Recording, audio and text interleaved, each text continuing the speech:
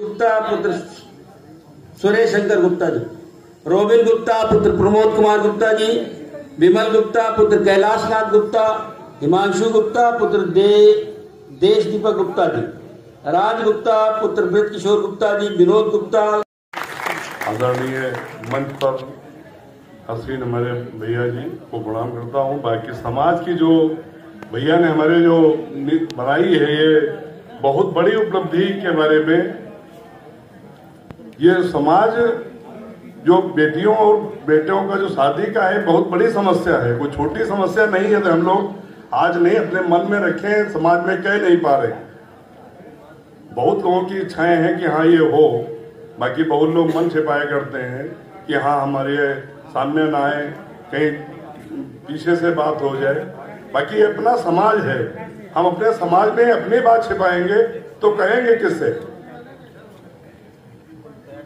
समाज में आप किसी भी जगह दूसर बैस है, हम किसी के पास जाते हो, हम परिचय का मोहताज नहीं है, बताएंगे फलानी जगह से हैं, ये हम आपके हैं, तो तुरंत बैठा लेगा, बात करेगा आपसे।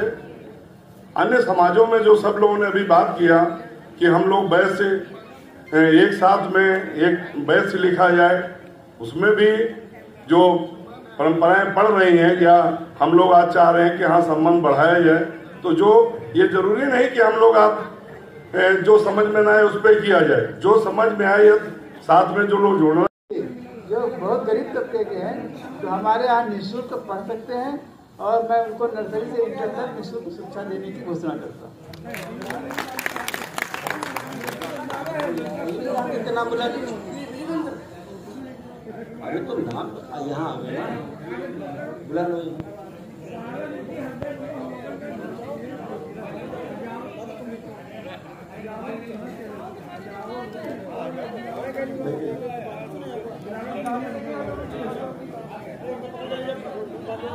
हम तो बुला रहे थे, जैसे कहा नहीं बुला रहा। हमारे बीच में ये बच्चे आए हैं, ये अपना परिचय स्वयं देंगे। धर्मेंद्र गुप्ता है,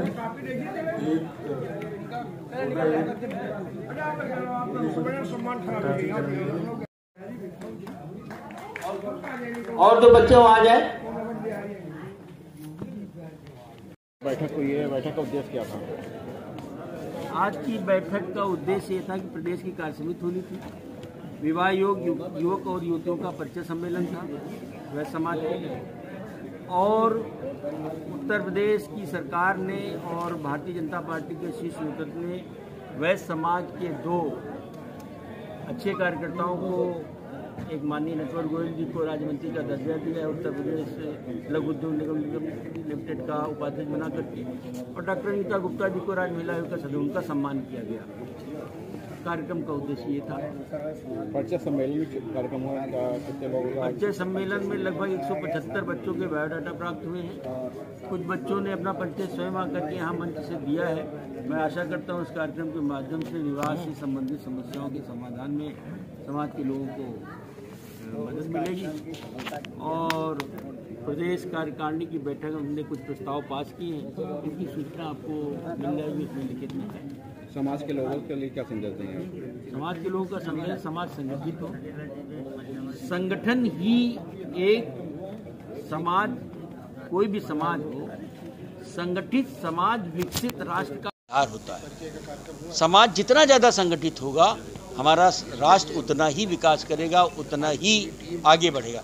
क्योंकि जो संगठित समाज होता है, वो समाज संगठित होकर के जब राष्ट्र के विकास में अपना योगदान देता है, निश्चित जानिए राष्ट्र का विकास है। और वह समाज राष्ट्रभक्त है, सच्चा राष्ट्रभक्त है, राष्ट्र के विकास में हर तरीके से अपना योगदान देता है। चाहे वो रोजगार दे, हम किसी से मांगते नहीं, देते हैं, वह समाज देने का काम करता है। हम अपनी दुकान में रोजगार देते हैं, हम दुकान के माध्यम से दान करते हैं, हम दुकान व्यापार के माध्यम से टैक्स देते हैं। हम पूरे समाज, पूरे राष्ट्र का सर्वांगीण विकास के लिए 24 घंटे परिश्रम करते हैं और राष्ट्र को आगे बढ़ाने का काम करते हैं। अगर राजनीति की बात की जाए तो आपके जो संघ सम्मान समारोह भी आज जी, उसके बारे में बताइए। आज माननीय नटवर गोयल जी जो उत्तर प्रदेश राज्य लघु उद्योग निगम के उपाध्यक्ष हुए, राज्य मंत्री हुए, और डॉक्टर अनीता गुप्ता राज्य महिला आयोग के सदस्य हुए।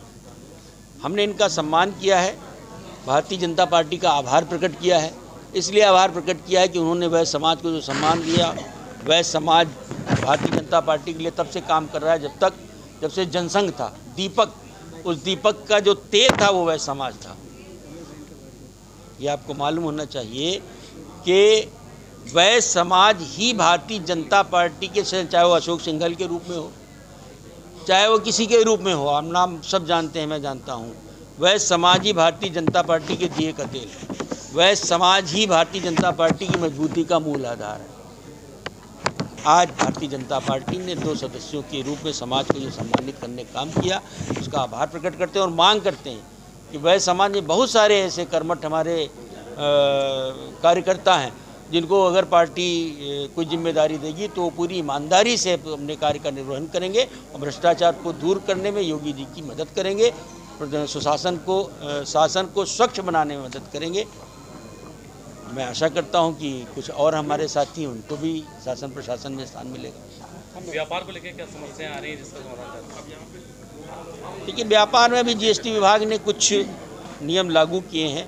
जीएसटी विभाग के कुछ अधिकारी जा रहे हैं, अनावश्यक रूप से, अनर्गल रूप से परेशान कर रहे हैं हमारे व्यापारियों को।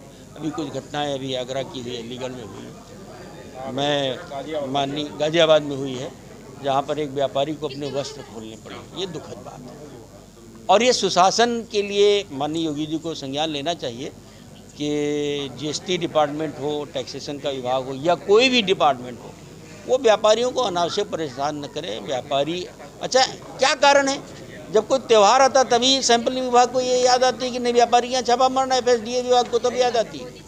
उसके पहले आप कहाँ सो जाते हैं? कहीं ऐसा ये मल्टीनेशनल कंपनियों की कोई साजिश तो नहीं है कि उनको अपनी चॉकलेट बेचनी है तो मिठाई की दुकान पर छापा मार दीजिए, आप उनका सैंपलिंग कर लीजिए। मैं माननीय योगी जी से निवेदन करता हूँ, व्यापारी आपका हितैषी है, समाज का भी हितैषी है, सरकार का भी हितैषी, सरकार का पक्का वोटर अंधभक्त है। व्यापारी का, निरपराध व्यापारी का उत्पीड़न नहीं है। जो गलत है उसको सजा दीजिए, लेकिन उसका उत्पीड़न नहीं होना चाहिए।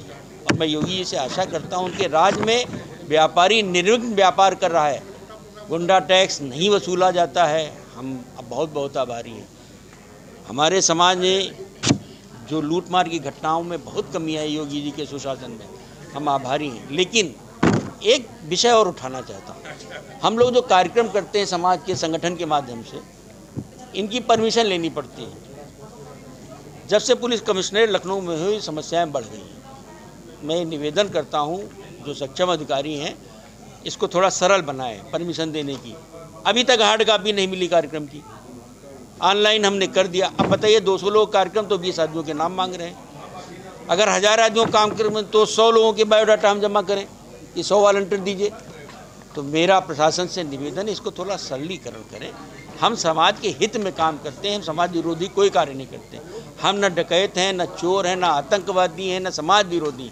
हम समाज को मजबूत करने का काम करते हैं, समाज को समृद्ध बनाने का काम करते हैं, सरकार को मजबूत बनाने का काम करते हैं। तो हमारे कार्यक्रमों का सरलीकरण किया जाए, हम आपके माध्यम से ये भी मांग रखते हैं प्रशासन से और शासन। बहुत धन्यवाद।